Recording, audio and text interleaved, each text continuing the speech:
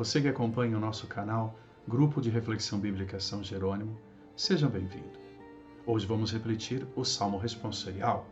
É um salmo de louvor que canta a glória e o poder de Deus e que, ao mesmo tempo, se expressa como um salmo de esperança, querendo nos sustentar na nossa caminhada e na nossa vida, confirmando-nos a certeza de que não estamos sozinhos.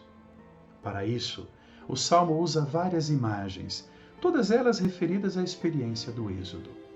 Isso se confirma já no início, quando o Salmo fala da saída do Egito. O Egito representa aquele ambiente de escravidão, de obstáculo à vida.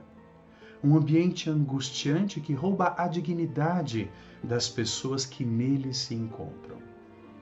Um ambiente difícil de ser superado, senão com a presença, com a força e com a atuação de Deus. Esse Deus que é identificado imediatamente no início do Salmo como um Deus que escolhe Jacó, que escolhe Israel como seu povo. O tema da escolha é muito importante, porque essa escolha indica várias coisas. A primeira coisa é uma gratuidade de Deus. Ele, movido pelo seu amor, se compassiona do povo numa condição de escravidão, escolhe esse povo como seu e nessa escolha se compromete com esse povo. Um compromisso que se revelará como uma experiência de salvação. Aqui no Salmo, como também na narrativa do Êxodo, entendida como libertação, ou seja, a transformação das condições de vida numa situação desfavorável para uma situação favorável. Mas esse compromisso que Deus estabelece com o seu povo, e sobretudo a atuação desse compromisso, tem a ver com uma geografia. Essa geografia, ela é indicada no Salmo por alguns símbolos relacionados com a natureza. O primeiro é referente ao mar e ao Jordão. Dois elementos de água, não é? O mar indica aqui a fronteira da saída do Egito.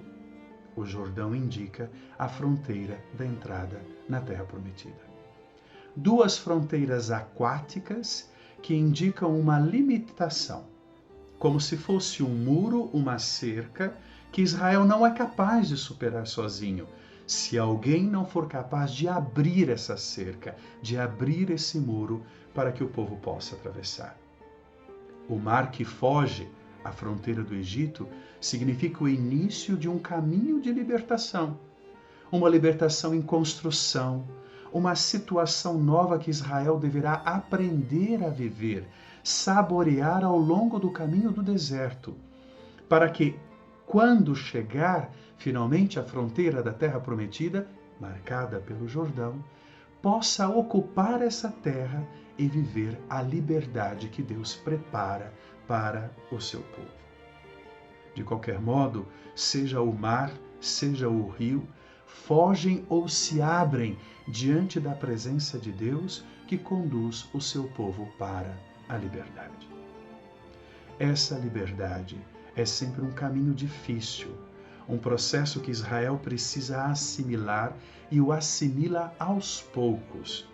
Por isso, o Salmo tende a reforçar a importância de dar atenção a esse caminho, que só é possível fazê-lo bem quando se faz junto com Deus, acrescentando outros elementos de dificuldade e de superação. Junto do mar que foge e do rio que se abre, temos as montanhas que se tornam como ovelhas, as colinas como cordeirinhos. Ora, as montanhas e as colinas representam uma realidade rochosa, dura, firme, que se apresenta na sua força como insuperável. Quem é o homem para derrubar uma montanha? Quem é o homem para derrubar uma colina? Hoje, com as bombas, as armas, os instrumentos que nós temos, somos até capazes de derrubar uma montanha e uma colina. Mas na antiguidade isso não era possível. Por isso a montanha e a colina se mostram como símbolo daquelas dificuldades que sozinhos não somos capazes de superar, mas dificuldades que podem ser superadas quando Deus se apresenta na nossa vida.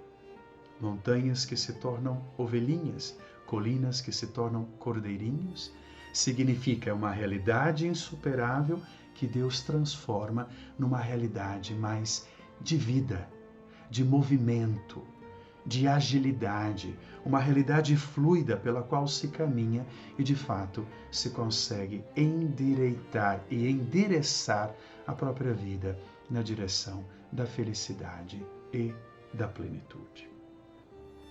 A fuga do mar, portanto, a abertura do Jordão, a transformação da montanha e a transformação da colina indica que nenhum obstáculo, por mais duro, grande e resistente que ele seja, pode impedir a Deus de realizar a sua vontade na vida do seu povo, que é sempre uma vontade salvífica.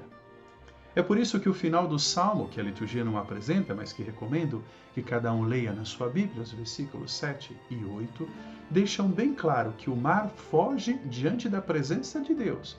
Ou seja, o mar nem sequer se atreve a iniciar um conflito, uma guerra com Deus, reconhecendo a superioridade de Deus.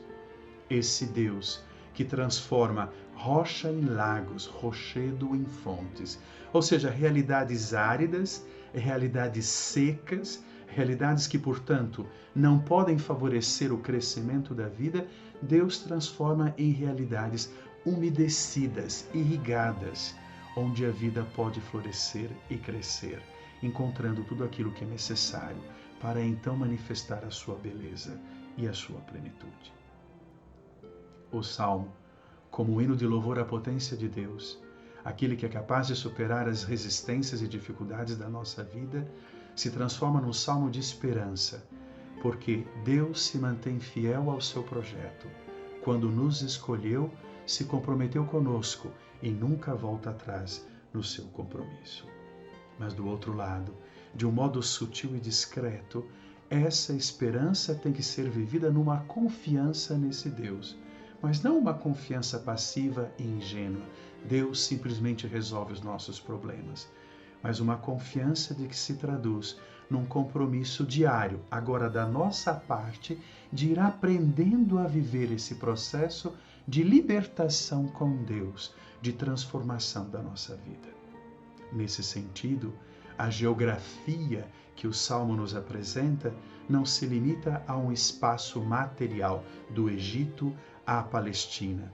Essa geografia, ela tem que ser percorrida nos nossos corações, onde muitas resistências, muitas durezas podem se apresentar, sobretudo no confronto do outro, no confronto do próximo. Resistências e durezas que Deus pode vencer se nos abrimos a Ele, a fim de que nessa abertura alcancemos nós uma liberdade mais plena e nessa liberdade mais plena, com o outro, com o próximo, cheguemos à terra prometida, onde todos têm a sua vida abençoada, respeitada, dignificada.